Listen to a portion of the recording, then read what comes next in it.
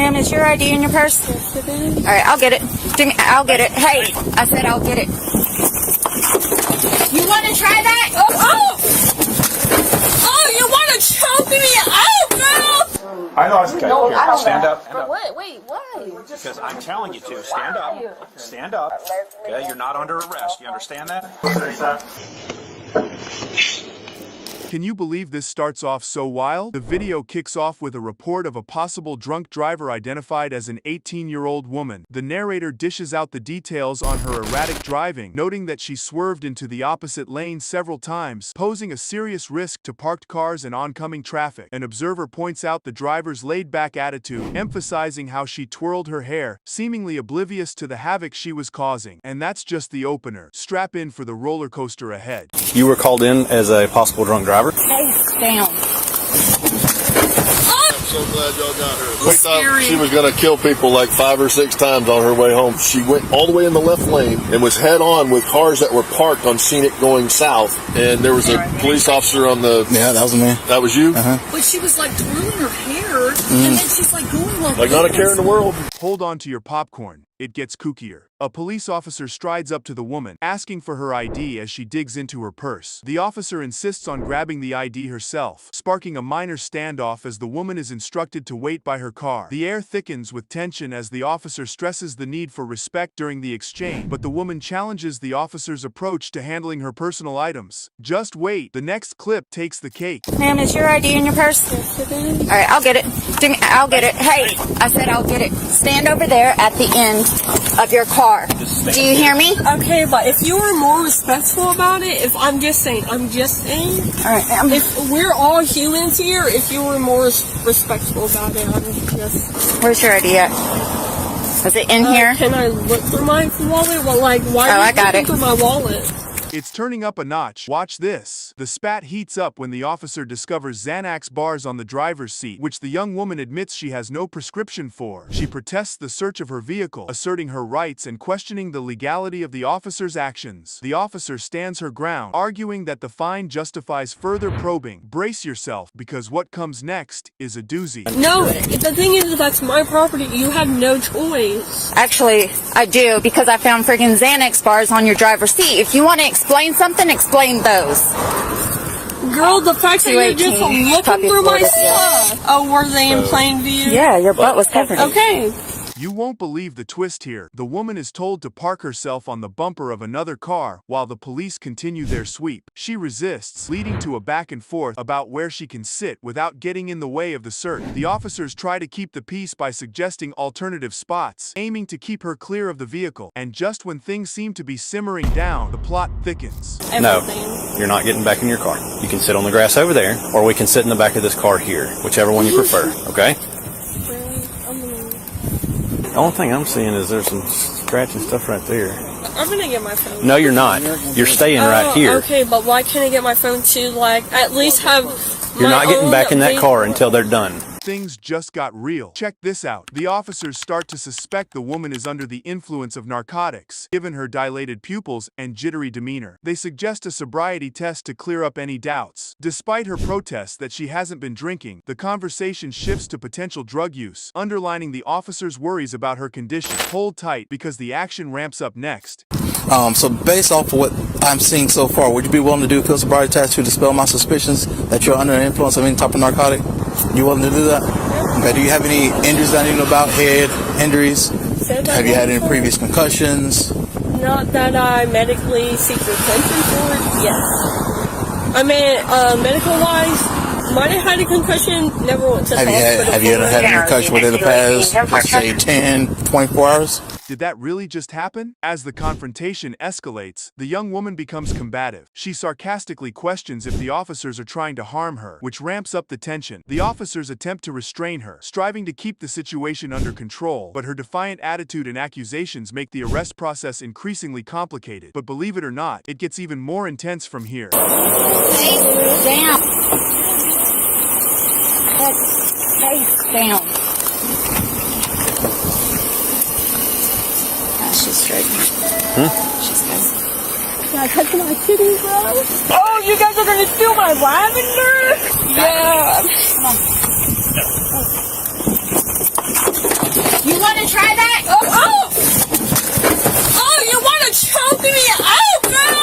finale is absolutely jaw-dropping. As the young woman is secured in the police car, she loudly declares she'll be bailed out and plans to skip town. She launches into a tirade against the police and the capitalist system at large, venting her profound frustration with societal norm. Her impassioned speech highlights her sense of entrapment and a deep desire for freedom. You know what?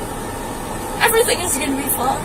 I'm gonna get bailed out, and girl, I'm gonna have a good 2 weeks. Dip out this motherfucking place, bro. I can't wait. So genuinely, thank you. Thank you for letting me finally be free. Things just went from 0 to 100 real quick here. The police begin the process of detaining individuals from the vehicle, mentioning someone needs to sit down. Probably more of a please take a seat than a put down. You can faintly hear the music playing, which doesn't quite match the mood, does it? Just when you thought this couldn't get more intense, keep your eyes peeled for what's next. Yeah, we can put her down in my cruiser.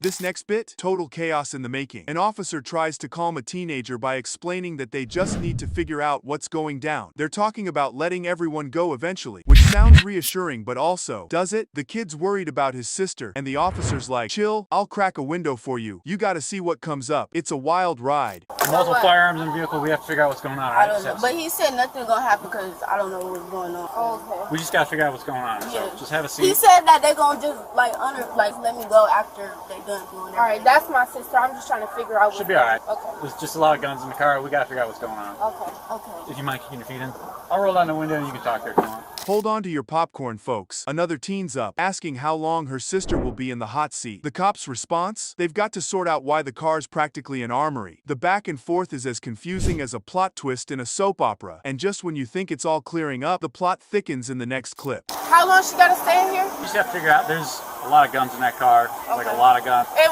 if you don't mind me asking, like, why did y'all have to look in the car, or y'all just did? What's that? I don't know Like, why they... What made y'all search that car? I don't know. Yeah. I don't know. As you can see, my car is way back here. Right. So I was one I of the was last just ones to asking. arrive. I was just asking. I don't know if someone called and said that there were people with guns in the car. I don't know.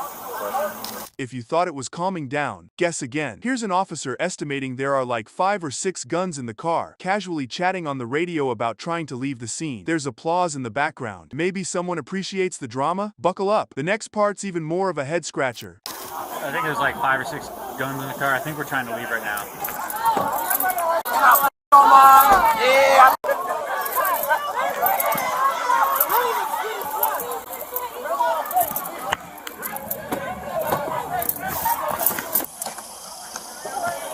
Just when you think you've seen it all, a teenager challenges the cops about searching the car, throwing around big terms like probable cause. The cop plays it cool, vague as ever, hinting they don't owe an explanation right now. The tension's building, and trust me, you'll want to stick around for the next chapter. Like, why did I'm not so why did y'all take the car?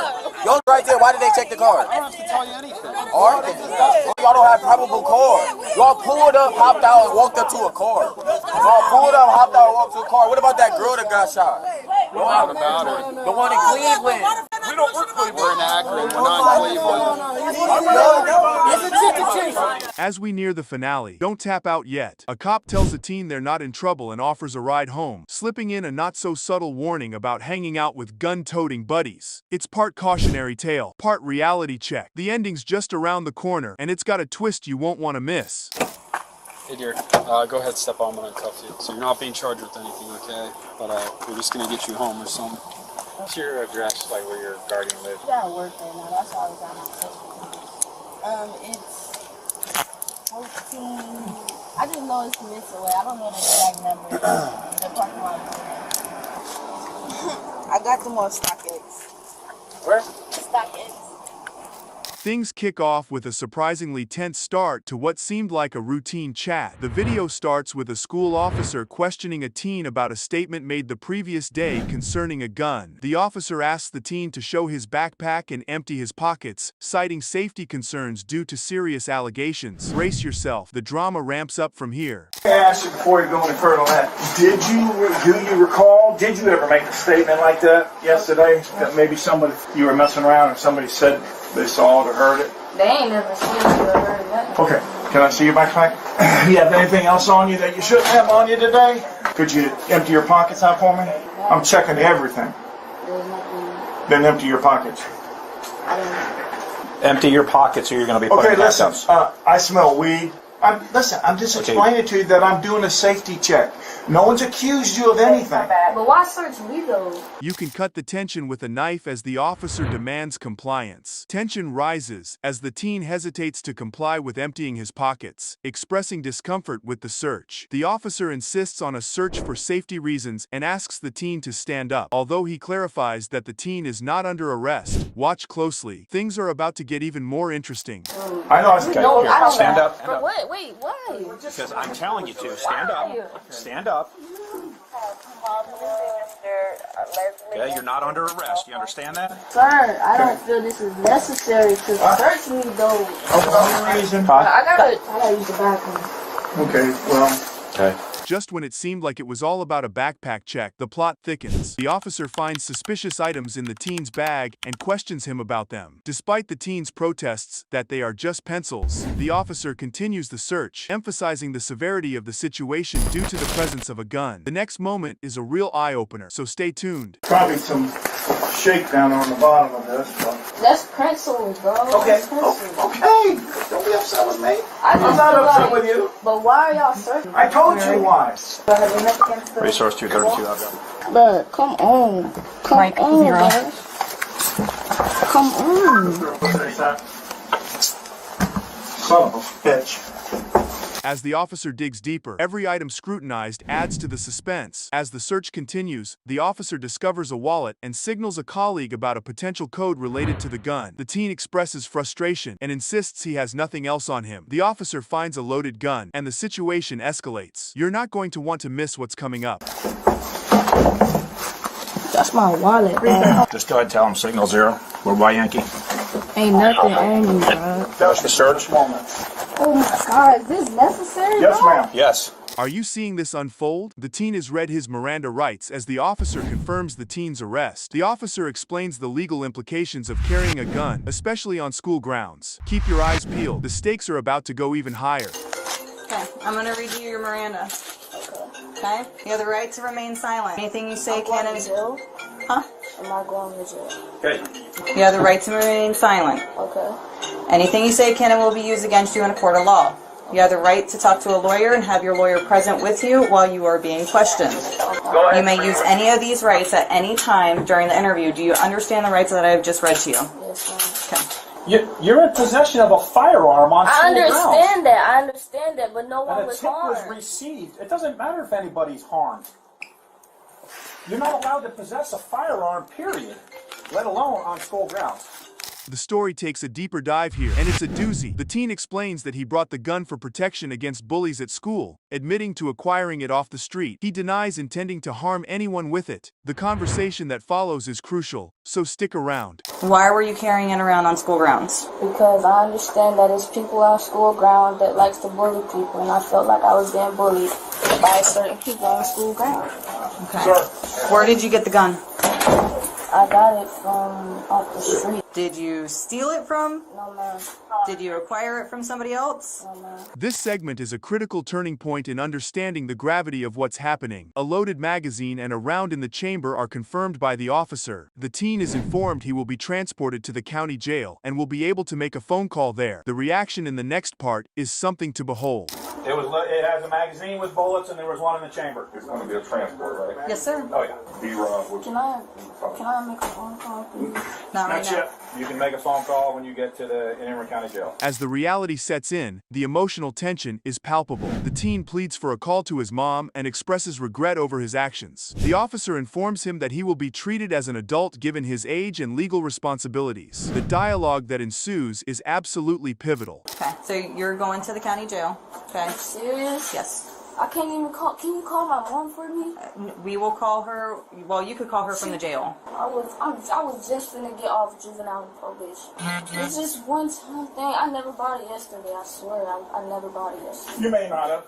We just got a tip, and I told you when I got you out of the classroom, I have to look at all tips, whether it's weapons, guns, whatever it is. As they delve into the implications of the teen's actions, the conversation takes a serious tone. Discussion shifts to what happens next, including legal consequences and contact with his mother, emphasizing the seriousness of carrying a weapon on school property. The culmination of this dialogue sets up an even more revealing conclusion.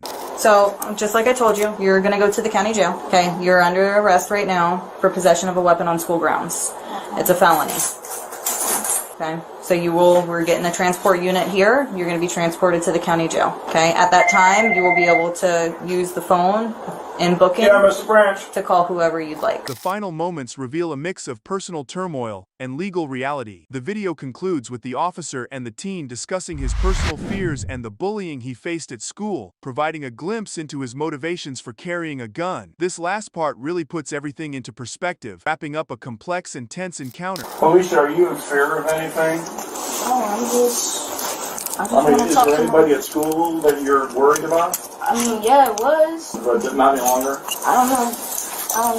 But my Apple Watch, please. Kids was trying to they was messing with me and my sister and I. You reported to anybody yet?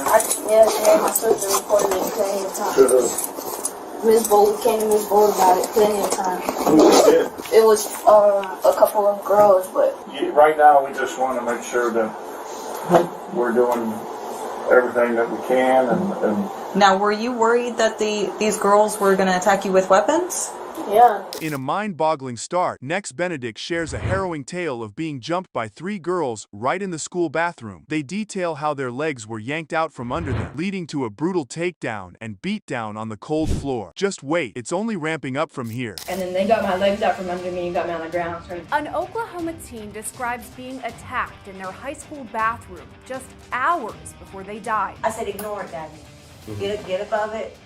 Just ignore it. Sure. She did until she couldn't in the bathroom. Kicking off with a jaw-dropper, this clip reveals Nex's grueling everyday battles. We hear about how Nex, a non-binary teen, faced relentless harassment that escalated into the confrontation. Stick around, the plot thickens dramatically. This after the non-binary teen says they were repeatedly harassed by other students. And they said that there was 3 girls that were on top of her, just beating the crap out of her. As the scene unfolds, we're thrust into the thick of the drama. The Owasso police body cam footage sets the stage, highlighting the location and timing of the incident at Owasso West High School and underscoring the persistent bullying over Nex's gender identity. Buckle up, the dive gets deeper next. Devastating body camera video was just released by the Owasso Police Department, a small city about 2 hours northeast of Oklahoma City. That's where on February 7th, 16-year-old Nex Benedict got into a physical fight at school. Nex was non-binary and used they-them pronouns. Capturing the tension-filled moment, the body cam shows the initial meeting between an officer, Nex, and their mother in a hospital room. Nex recounts the build-up to the attack, driven by ongoing antagonization from classmates. The upcoming details will shed even more light on the extent of the bullying. The body camera video begins when an Owasso officer meets Nex and their mother inside a hospital room just hours after the attack. So what happened today? I got jumped. Tell me about it. What happened?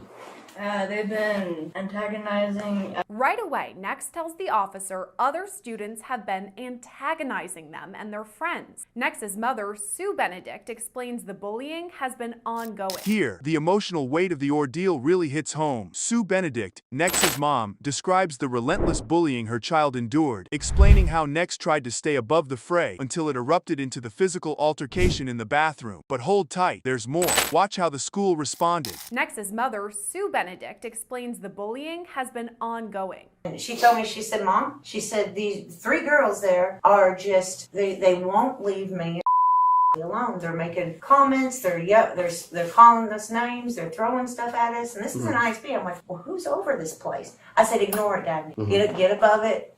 just ignore it. Sure. Now, we're getting into the thick of the aftermath. Though the surveillance video inside the bathroom is missing, footage from outside shows the precursor to the scuffle, with Nex and several students heading towards the fateful location. The immediate rush of a faculty member to the scene marks a critical juncture. Fallout is even more startling. The physical altercation happened at the Owasso West High School campus in the bathroom. There weren't cameras inside to capture the fight, but surveillance video from outside of the bathroom shows what led up to it. Here you can see 6 students enter the room on the right-hand side. Later, you see Nex at the water fountain. This is important as they admit they threw water at some of the other students after they were making fun of Nex. About 15 seconds later, Nex heads into the bathroom, and only 19 seconds later, you can see a school faculty member rush toward the commotion. As Sue's frustration mounts, it's clear the situation is spiraling. She criticizes the school's sluggish response and their failure to involve the police immediately, a step she had to initiate herself. What follows will definitely raise some eyebrows about accountability.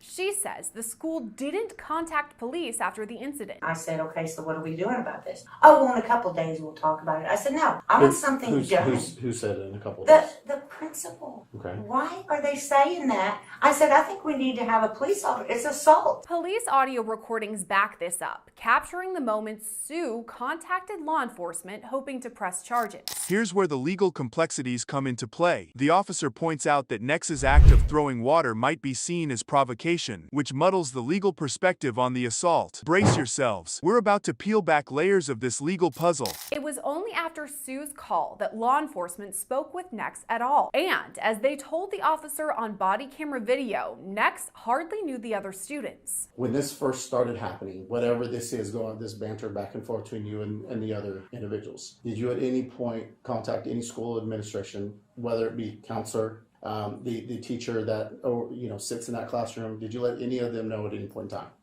And I'm just asking, there's no right or wrong, but why not? I didn't really see the point in it. I told my mom though. Sure. But you didn't tell the school where they could actually do something. As the hospital room discussion unfolds, the officer seeks clarity on what exactly sparked the bathroom brawl, focusing particularly on the incident where Nex threw water at their antagonizers. The next steps the officer takes are pivotal. Thank you. That's exactly. Where did you get this water? Was it a cup you found? Was it your water bottle? It's my your daily water bottle you carry around. Okay. It was a plastic water bottle. Okay, fair enough. Okay, so you squirted them with water, threw water on whatever it was. Okay. Then at that point, what happened? They came at me. They grabbed onto my hair. I grabbed onto them. I threw one of them into a paper towel dispenser, and then they got my legs out from under me and got me on the ground. The toll of the altercation is painfully visible now. Nex is reeling from the pain of the fight, compounded by their suspension from school. The shift to their physical and emotional state underlines the gravity of the incident. What happens next is critical and heart-stopping. Then, they note Nex has been suspended following the attack. Are you going to be at school tomorrow? Or? No. Okay, they're going to keep you They at home. suspended her. Okay. Before the officer leaves, Nex says they're in pain. I know she's hurting right now. It's bad. Well, I mean, it always hurts when you get in a fight.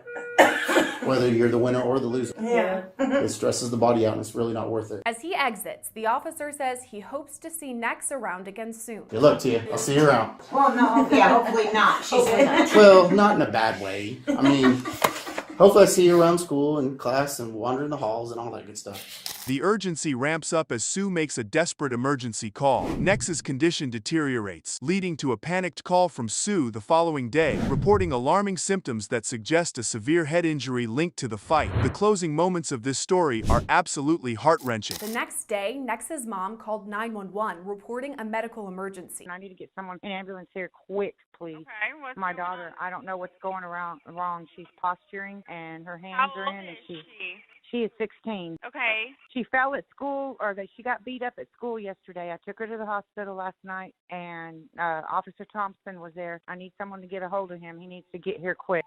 She's not doing good at all. I need someone here now. Wrapping up, the reporter summarizes the ongoing investigation and the complex aftermath of the incident. The clip concludes with insights into the autopsy results and the school's cooperation with authorities, highlighting that the full impact of this tragic event is still unfolding. The implications of this entire ordeal ordeal reach far and wide. Next was pronounced dead on February 8th, just one day after the fight at school. In a statement, Owasso Public Schools says it has cooperated fully with the investigation. Any notion that the district has ignored disciplinary action toward those involved is simply untrue.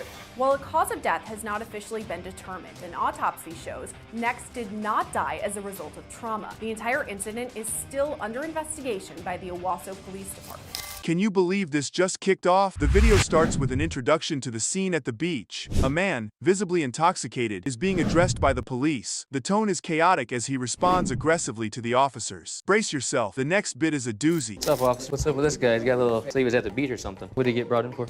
All I do, I pay my taxes, I work hard. Nothing better to do but spoil my fun. Things are really heating up, aren't they? The man vents his frustration about being interrupted by the police while attempting to savor his beach day. He claims he pays to live there and feels he's entitled to some uninterrupted fun. Stick around, the plot thickens in just a moment. I pay to live at the beach, and this is what I get. So you have a restraining order for somewhere at the beach? It's a joke, man. You guys are trying to intervene in every part of my life. He told us he was released last night from custody.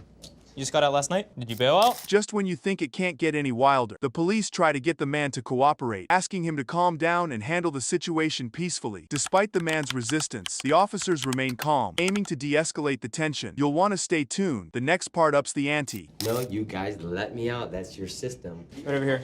What's up?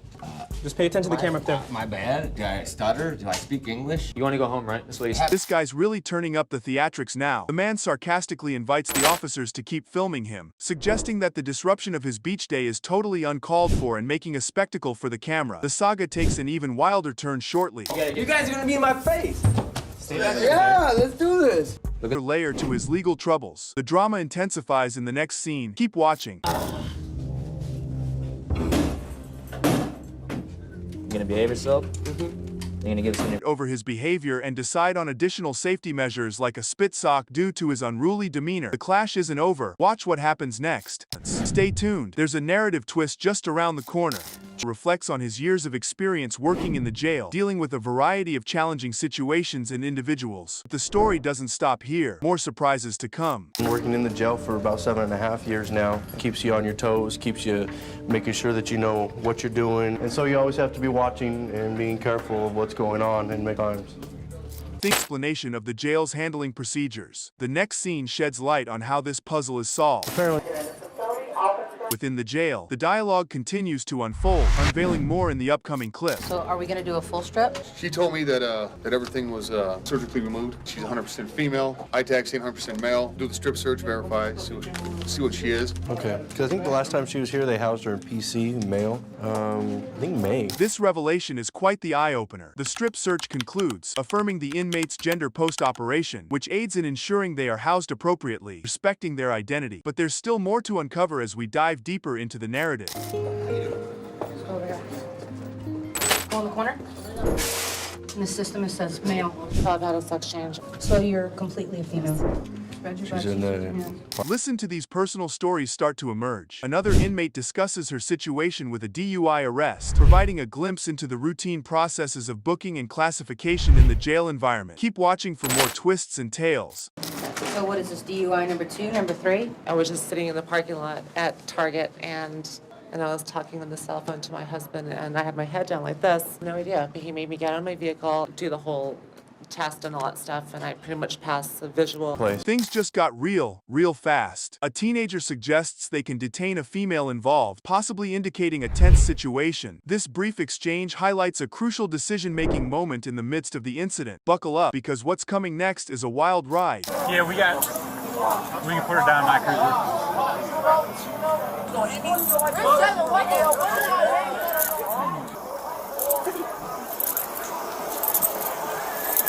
Can you believe this turn of events? An officer tries to calm a teenager, explaining that they need to understand what's happening regarding the discovery of numerous guns in a car. The teenager is told to sit and wait for the situation to resolve, showing the police's attempt to manage the scene without escalating tensions. Hang tight, the next segment ups the ante. There's just said I'm not under arrest. I'm just being detained. Multiple firearms in the vehicle. We have to figure out what's going on. I don't know. But he said nothing gonna happen because I don't know what's going on. Okay. We just got to figure out what's going on. So just have a seat. He said that they're gonna just just let me go after they done doing it. All right, that's my sister. I'm just trying to figure out. Should be all right. Okay. There's just a lot of guns in the car. We got to figure out what's going on. Okay. Okay. If you mind kicking your feet in.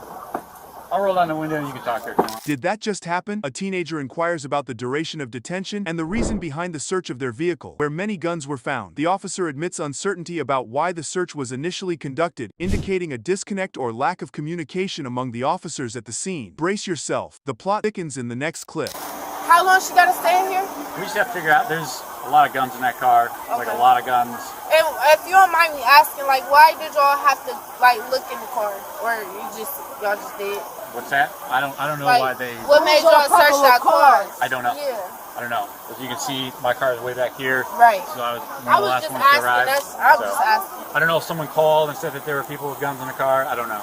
Hold the phone. Did they just say guns? It is revealed that there are about 5 or 6 guns in the car, suggesting a serious situation that might explain the police's heightened concern and extensive search efforts. Keep watching. The next part is a real cliffhanger. I think there's like 5 or 6 guns in the car. I think we're trying to leave right now.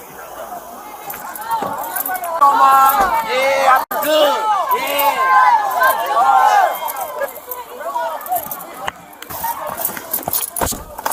Get ready for this head spinner. A teenager aggressively questions the legality of the vehicle search, accusing the officers of not having probable cause. This confrontation reflects the teenager's frustration and confusion about the police's actions. The next twist is just around the corner. So why did y'all take the car? Y'all right there, why did they take the car? I don't have to tell you anything. Alright, y'all don't have probable cause. Y'all pulled up, hopped out, and walked up to a car.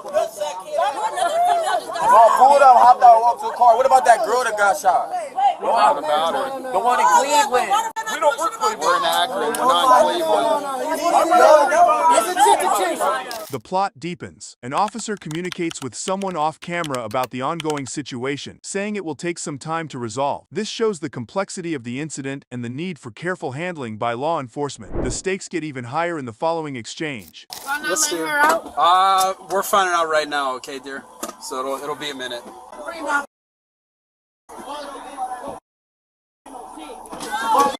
Get back.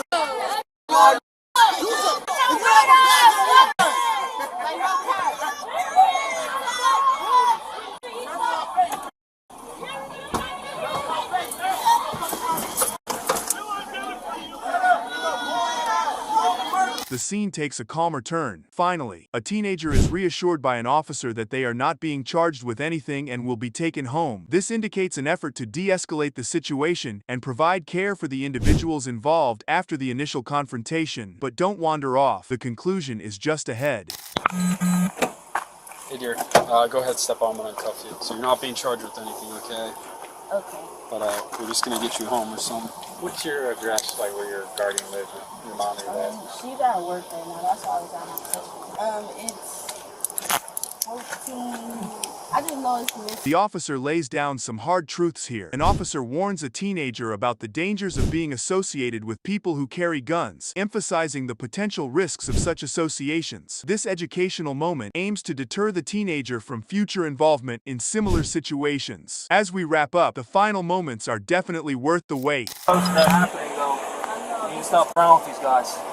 It's a matter of time before, listen, you're going to jail until at least you're following.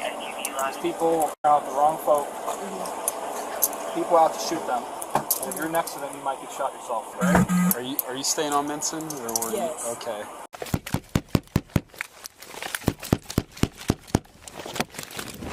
She's taking off! Stop me over. Oh my God, Dad!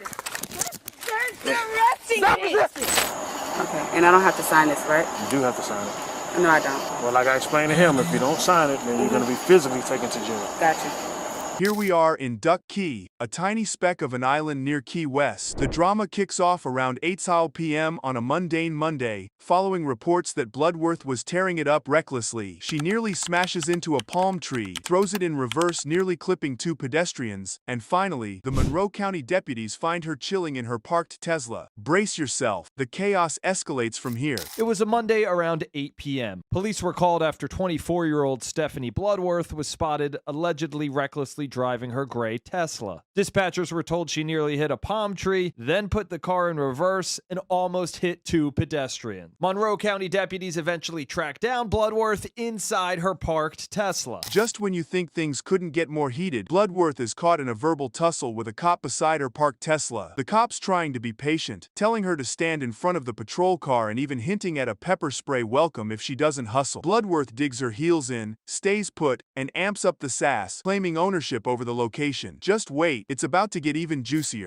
Stand in front of my patrol vehicle right now. Right now. Ma'am! Sorry, what are you accusing me of? Ma'am? Yeah? You need to come over here right now. Why? Because I'm telling you to. You're running from me. I did not. I'm right here. Yeah. Now you are. So, what do you have? Ma'am! What do you need? Do you need me to pepper spray you? You need to get over here right now. For what? Turn around! For what? After a stubborn standoff, Bloodworth hits the gas again. The deputy doesn't miss a beat and is hot on her heels. When she's pulled over the second time, she steps out of the Tesla, slightly more cooperative but clearly agitated, now seemingly arguing with her father on the phone, bewildered about why she's been stopped. Keep watching. The plot thickens.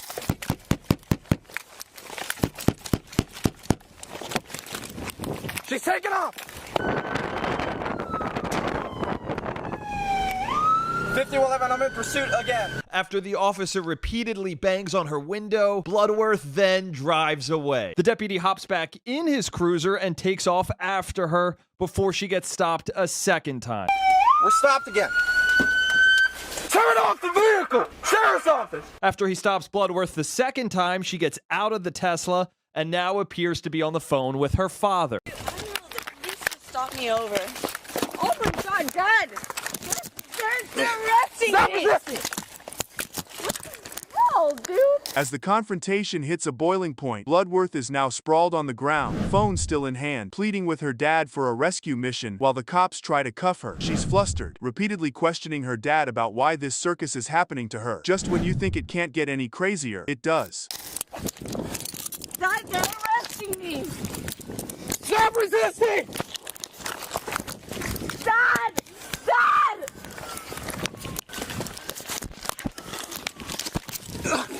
Get on your Dad! They have me on the floor! Dad! Dad! I don't know what I did! What am I doing? Why are you doing this? One detained.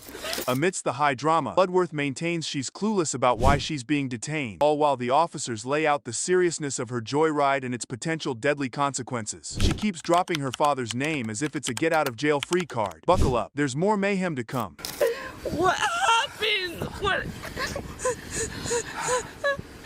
Bloodworth repeatedly says she doesn't know why she's being stopped or why she's being detained. No, this is what happens when you flee and then you kick me. I didn't flee and I didn't kick you. So those lights and sirens mean nothing? We're just out Can here. I call my father? No. He owns the island. Call my father. I'm not calling your dad. As if the tension wasn't thick enough, Bloodworth's dad finally makes an appearance, trying to inject some sense into the situation. He calmly lists her errors: speeding, resisting arrest, which have only deepened her troubles. Despite his rational talk, Stephanie's still not fully grasping the mess she's in. Watch out, the next turn is a doozy. Wait. So, I'll come down there if they'll Why are there so many lights? What? Too bad you didn't see those lights. I told you. Over. They just came. You just got here. She got you. She got out of the car, got back in the car, took off, ran multiple stop signs. I am so happy that she didn't kill someone. It's a blessing in disguise. Just if you don't mind walking to the car seat and show me what you think. Just when you think the excitement is winding down, the cops discuss finding an open alcoholic beverage in Bloodworth's car, complicating her situation given her already aggressive demeanor. She's then carted off to Monroe County Detention Facility, and the officers are visibly worn out by the ordeal. You won't believe what happens next. The officer at the scene asks about any open containers Bloodworth might have had. Debbie, you found an alcoholic beverage in the vehicle? Yeah, in the front door pocket. Obviously, because of her level of resistance, we can't do exercises. If she's calmed down when she gets there and she wants to do them, and you got enough bodies, that's fine. Reaching the climax inside the police station, Bloodworth attempts the field sobriety tests with less grace than a newborn giraffe, and appears to have a moment of clarity about the impact of her actions on her family. Despite several bumbling tries at the breathalyzer, which finally shows she's well over the legal limit, the saga continues to unfold. You'll want to stick around for the finale. It's a real kicker. Are you sucking in or are you blowing? See? You're not blowing. I am. You're not. You're not. Do you think I know how to pull this? I've never done this in my life. Blow into the tube. I have. Your facing turning red, nothing. Blow into the tube. No, blow harder. Bloodworth eventually blew a .268. That's more than 3 times the legal limit. The 24-year-old was charged with resisting an officer, fleeing, reckless driving, and a DUI. She entered a no-contest plea to the charges of DUI and resisting an officer, and was sentenced to 2 years of probation. The scene begins with an officer receiving a distress call about a Code 5. The officer's casual response, hinting at a mundane mishap, sets the stage for the confrontation. But it's only going to ramp up from here. No, she's not listening. She said, no, I'm not going to follow instructions. I'm not getting arrested. I'm not going to... Indignation, the woman protests loudly against being undressed in front of male officers, highlighting her vulnerability and the perceived injustice of her treatment. Her demand to know why she must go to jail is met with bureaucratic indifference, further fueling her frustration. Buckle up, because the drama intensifies next. The tension peaks as the woman accuses an officer of trying to harm her while being restrained. Her cries of pain and distressing environment of the arrest. Keep watching. The roller coaster is just getting started. Ow, ow, ow, ow. You're making it tighter, you son of a bitch. Are you trying to cut off my wrist? Plea reflects a deep sense of injustice and misunderstanding about the circumstances leading to her arrest. The next scene is a real jaw-dropper, showcasing the complex issues contributing to her current situation. And trust me, there's more to come. Why'd you get arrested, man? Hold on to your coffee. This gets spicy. During another confrontation, the woman becomes combative when facing a blood draw procedure, which has been a problem for about a year. The conversation is introspective, with the nurse providing a stark reality check about the effects of alcohol on Get some help upon release. Just kicking things off here, and it's already heating up. The woman clearly refuses to sign a document, insisting that she first wants the badge number of the officer. Strap in, because it looks like we're just getting started. Are you gonna sign it? No, because I want your badge number.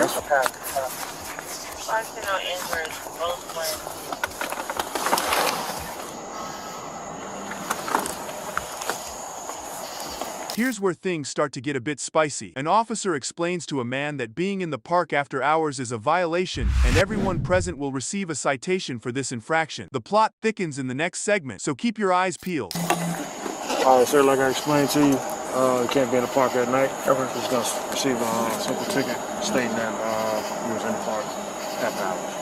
Things are getting a tad confusing here. The woman questions what she is signing, asking if it is a charge or just a ticket, seeking clarification on the document's implications. Hang tight, the confusion is about to escalate. What am I signing over? Is it a charge or anything, or is it just a ticket?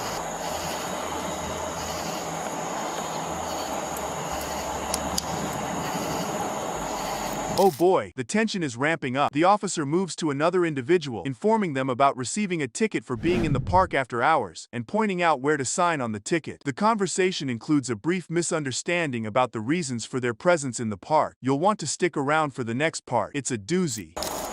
Come over here for me, ma'am. Can you come here, ma'am? Alright, so you're going to receive a ticket for being in the park after hours. Alright? Just need to sign right here on the X. But because we're out of, didn't you say we were out of time so we wouldn't have known that? Yeah, but that's not a valid reason why.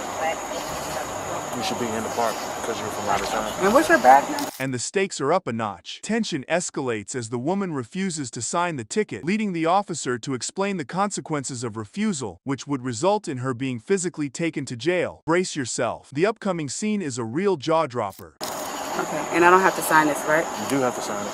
No, I don't. Well, like I explained to him, if you don't sign it, then you're going to be physically taken to jail. Gotcha.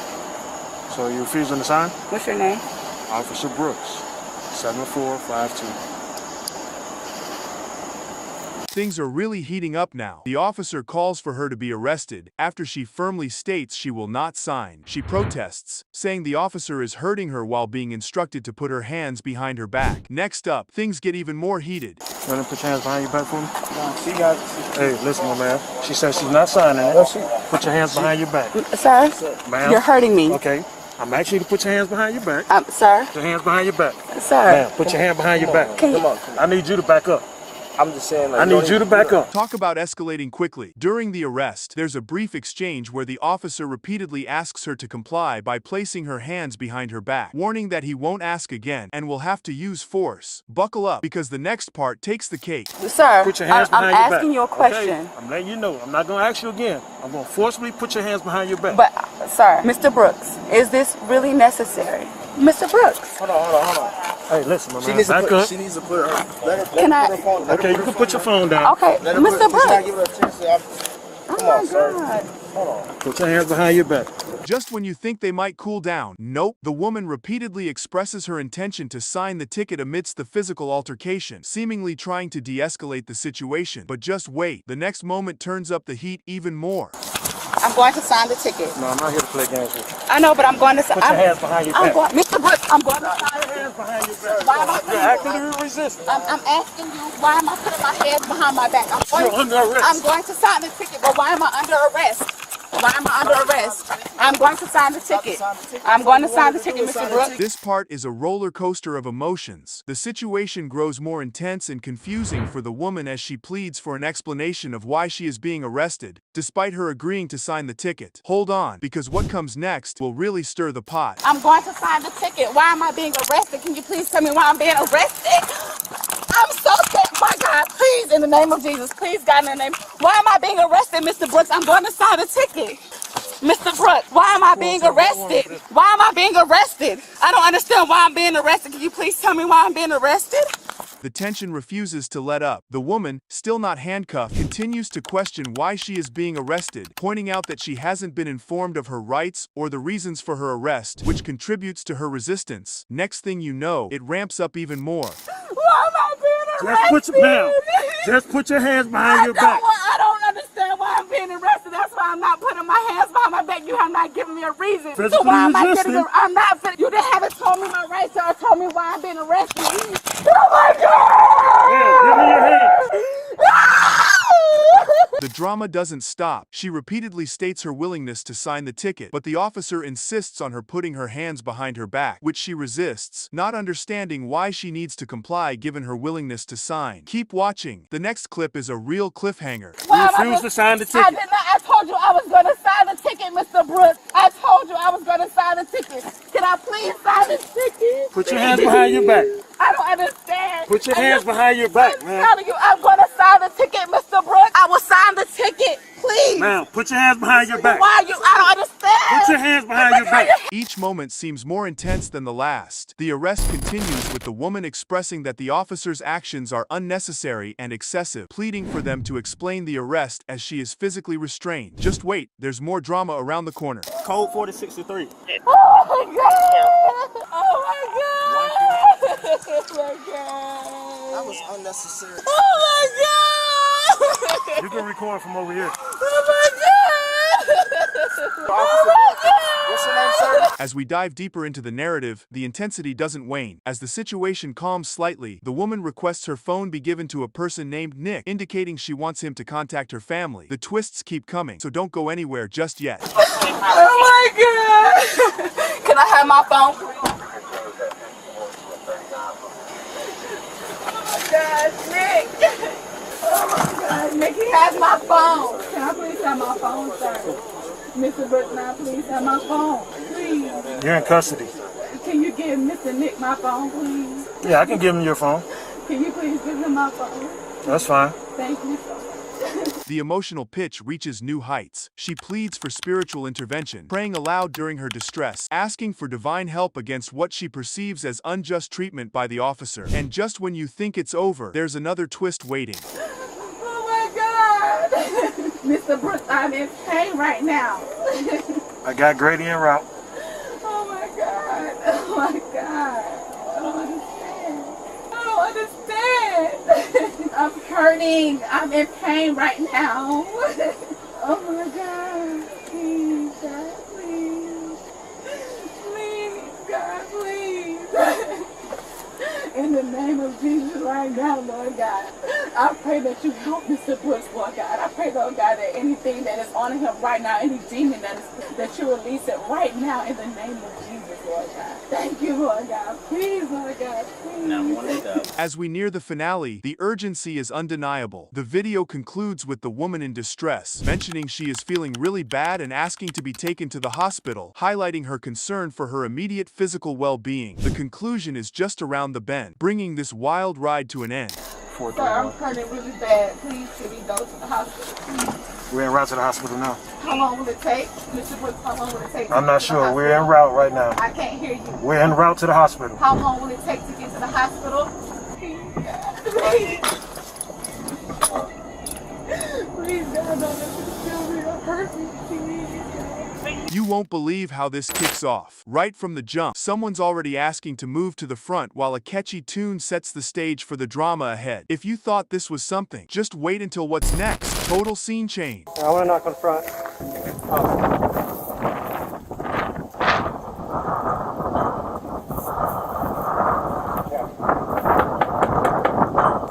Alexi.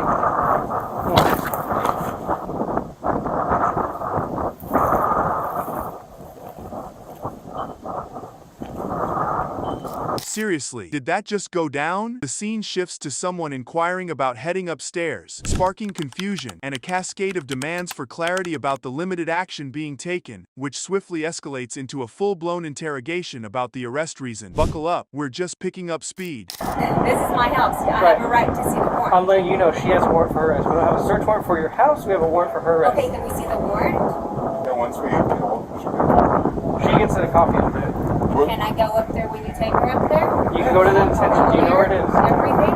It's Okay, nowhere. so what is she under arrest for? She's over 18. She's got to talk to her. I understand that, Right. Detective Gonzalez. Right. What is she under arrest for? She has a warrant for arrest. What do you mean that's all you're going to tell me?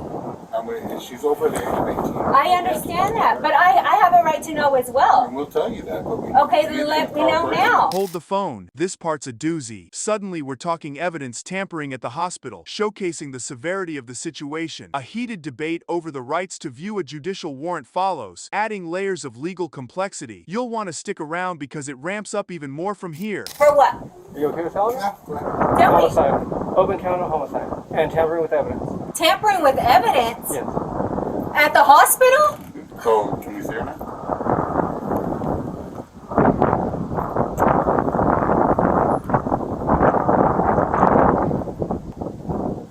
Can you handle this? A frantic mother reaches out to detectives, distressed over a judicial order for her daughter's arrest, yet no warrant is shown. An arrest warrant's reveal cranks up the emotional dial, throwing the mother into turmoil as she tries to piece it all together. Don't go anywhere. There's more drama just around the corner. Hey, I have the detectives here. They want to arrest my daughter. They're saying they have a warrant, but they can't show me a warrant for her arrest. Okay, thank you so much. You good? When we get to there, I'll give you a copy. She gets her copy. And then it's up to her. Can I see the warrant? It's an arrest warrant for her. It's Okay, not a can I search see warrant the for your arrest warrant? house. I want to see the arrest warrant. And what will that prove? You bet when this is over, I'm coming for the police department and the hospital. Yes. I am. Yes, ma'am. Talk about a pressure cooker moment. An officer tries to explain the hard line between personal feelings and professional duties, leading to directions to a security complex for further processing, address, and all. Trust me, the next part is even more riveting. 1002 reaction, man. It's nothing personal. It really is. And we understand. But we have to do our jobs too. Okay? I understand that. I understand that. That's Melanie. That's Devin's mom. She's good. She's okay. We're not going to be rough with her or anything. We're just going to take her over there and book her. Please don't be rough with her, please. Just bring her out. You can be with her the entire time. What's all this then? During the booking, there's chatter about names and social media, diving deep into personal details like birth dates and ID numbers. Think this is juicy? Well, the apple doesn't fall far from the tree. There's more juice coming up. Hi. What's your name? Lexi. Okay. What's the last 4 of your social? She don't even know it. You don't know it? I don't know. I don't remember. Alexia, do you know your date of birth? Yes. Okay. What is it? 11/25/03. Yeah. Do you have to walk her all the way over there? Can you bring your car up here? It's up to you. That's all. Just please. I'll go get it. Alexia, are you okay with your mom getting your trouble complaint when we get to the detention center? This bit's really touching, no joke. We get into the nitty-gritty of the accused's physical state, stressing her ongoing bleeding and the need for basic sanitary products, which really humanizes the procedural narrative. And just when you think it's all heavy, the lighthearted banter that follows will catch you off guard. No medications, anything you need to take while you're in there? No, sir. No. Okay. She has still been like bleeding, so I don't know if she needs. Do you have any? I don't know if they have tampons. They do have feminine products. Okay. Okay. But I'm pretty sure if you take your own. Do you want to grab some? Can she grab some of that real quick? Or? Yes. Do you mind if Get your little bag. one of us goes with you? Go ahead. Go ahead. Go ahead. You've got to hear this. We're at the final stages of processing where rights and paperwork are discussed, giving the accused options regarding information sharing with her mother. The end game is near, and it promises to be as enlightening as it is conclusive. Okay. Alexi, here's your criminal complaint. Well, I want to ask you before I give it to your mom. Are you okay with her getting that information? Yes. Serial number, all that? Yes. Okay. Would you like me? Would you want to keep this to read, or would you want to give this to your mom, or would you want her to have a copy? You can just give it to her. Okay. You don't want to read it? Right now, yeah, I will. Okay. Ready for this twist? A procedural swab test inside the mouth is executed with clinical precision, accompanied by meticulous directions for booking photographs. As we near the final curtain, the anticipation builds. What a climax it's shaping up to be. All right, can you open your mouth for me? Okay. All right. Almost done? All right. Now I'm just going to do one more pair, okay?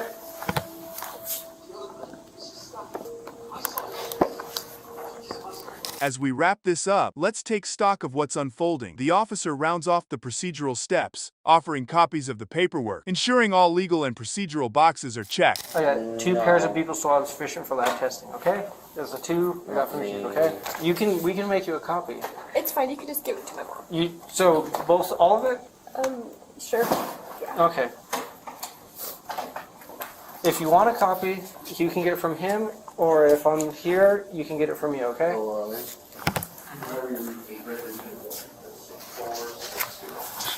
Buckle up, because we're just getting started. The scene erupts into chaos with a high-speed chase that abruptly shifts to a desperate foot chase. The suspects, evidently outpaced by the relentless Wisconsin officers, leap from their moving vehicle in a wild bid to escape. You won't believe how this escalates. Keep your eyes peeled. Reverse! What started out as a high-speed chase turns into a foot chase when suspects jump out of a vehicle in front of Wisconsin officers. Ready for a twist? As the foot chase unfolds, it's revealed that this mad dash began after an alleged heist at Dick's Sporting Goods. The officers sprint after the suspects, setting a furious pace as the reason for the pursuit becomes clear. Stick around, because the next part is a real kicker. And foot bail, 3 occupants. The entire incident stemming from an alleged retail theft at a Dick's Sporting Goods. Just when you think it can't get more intense, it does. The air crackles with tension as officers coordinate over the radio, discussing their tactics and the suspect's erratic driving. The chase intensifies as the police strategize their next moves to safely reel in the suspect. Fasten your seatbelts. The upcoming scenes are out of this world. Hey, Fern, you can put me in pursuit right now. Going eastbound Capitol. 106 copy. 106 copy. 146, that plate is Adam Union, Adam 4645, negative current, 2022 at a Camry Gray, caller listed as Dariana Anderson. As the suspect hits the brakes, the plot thickens. An officer quickly calls for backup and requests stop sticks, gearing up for a potential chase resumption. This strategic pause highlights the cops' effort to stay one step ahead in controlling the unfolding chaos. The excitement builds. What's around the corner will truly astonish you. But after taking an off-ramp, the suspect stops on the side of the road, behind another vehicle. We're stopped right now, about the 110 block of Capitol. Foot still on the brake. I don't know if they're going to keep going. They're behind a disabled vehicle. The officer calls in for backup, saying he's worried the car may speed off again. He also calls for stop sticks, just in case the driver makes a break for it. Feel the anticipation in the air as backup arrives. The reinforcements and the officers huddle to hash out their approach strategy, weighing whether to make a move or bide their time. Their tactical discussion underlines the high stakes at play here. Brace yourself. The climax approaches with a bang. Ahead of us, just in case. Minutes later, another officer arrives on the scene. Do you want me to approach, and then if they take off, you can go? Sure, that works. How many? Do you know how many occupants or anything? Maybe two.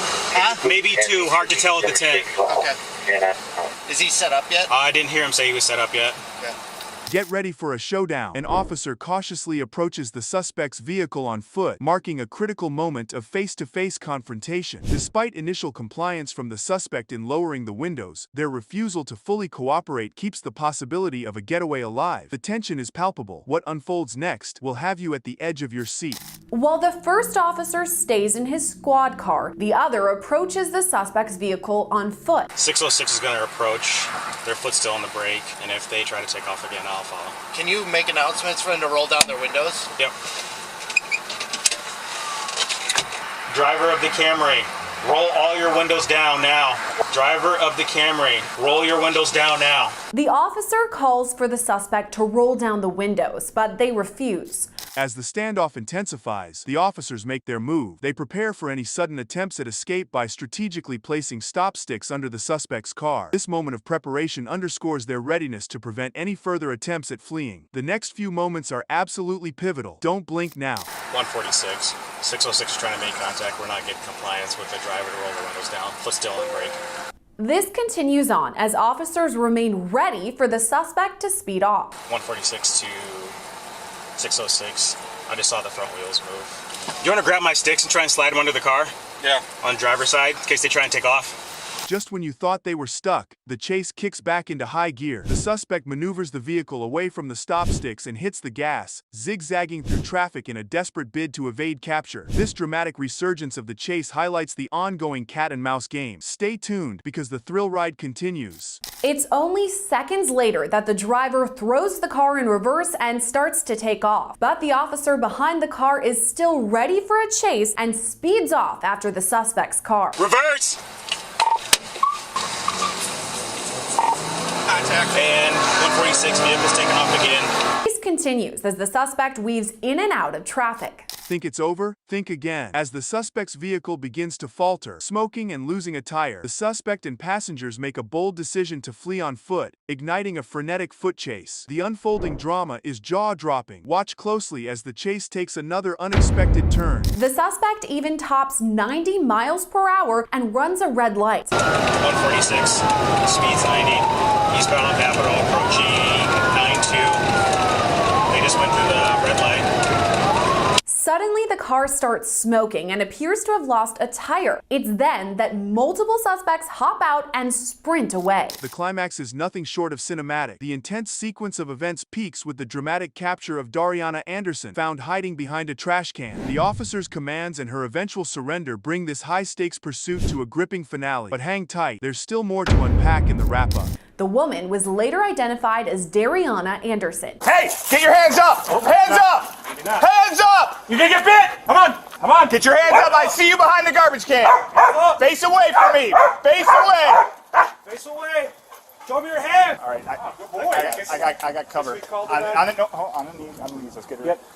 Get on your knees.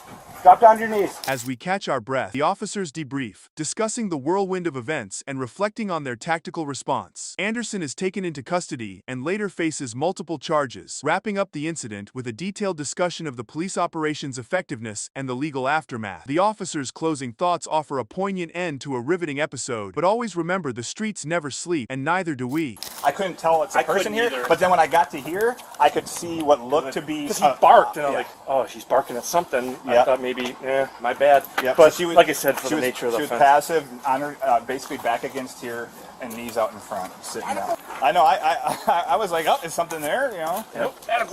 Yeah. Anderson was taken into custody and now faces multiple charges, including eluding an officer and retail theft. She's since been released on $1,500 cash bond. Reporting for Law & Crime Network, I'm Sierra Gillespie. Can you believe this kickoff? The deputy approaches the vehicle and immediately comments on not touching his car, emphasizing the encounter's tension. The teenager reacts defensively, claiming he's being harassed and denies speeding, stating he was simply following his mother. And just when you think it can't get any crazier, buckle up for the next bit.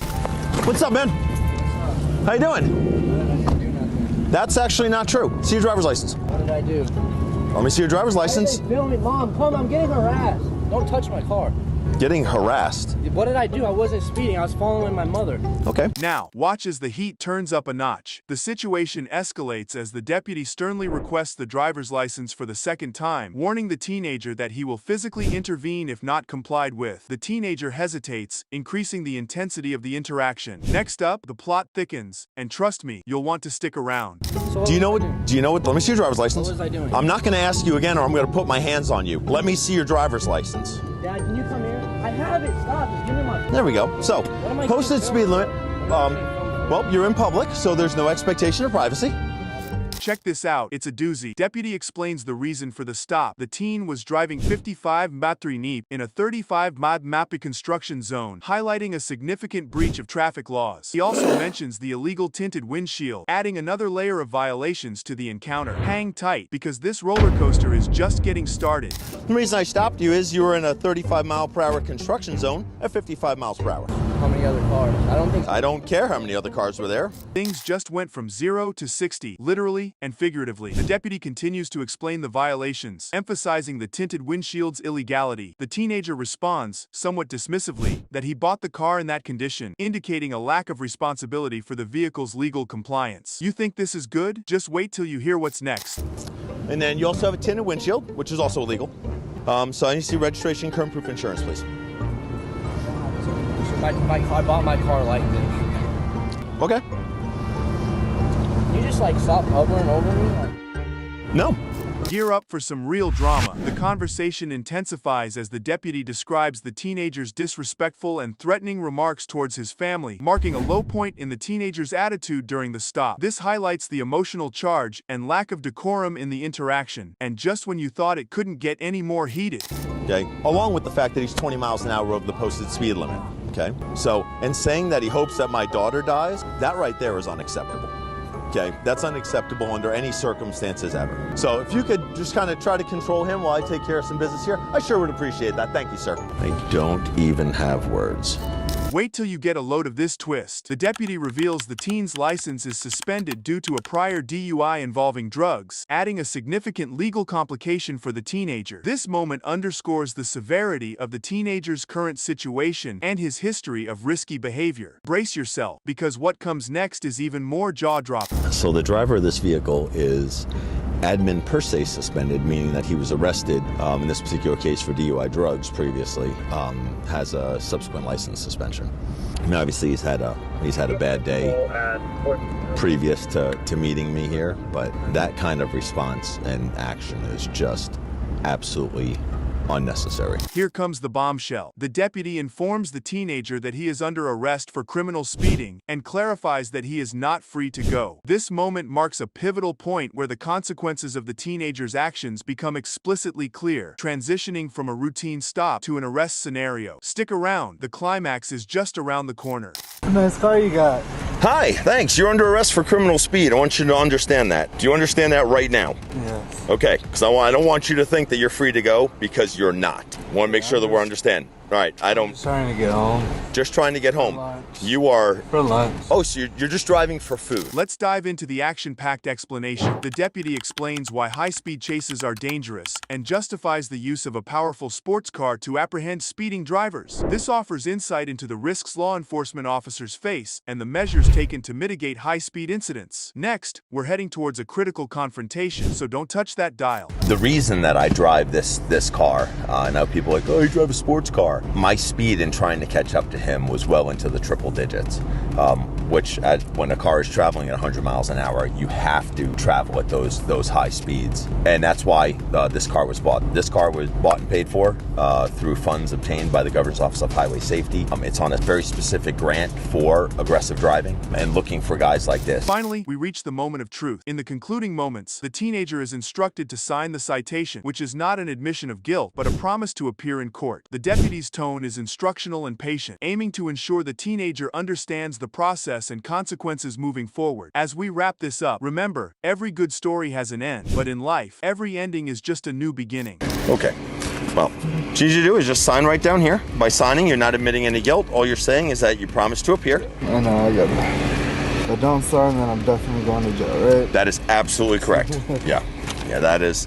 All you're saying is that you promise to go there and talk to the judge, and if you don't sign it, what you're saying is that you're not going to go, and then I make sure that you go, okay?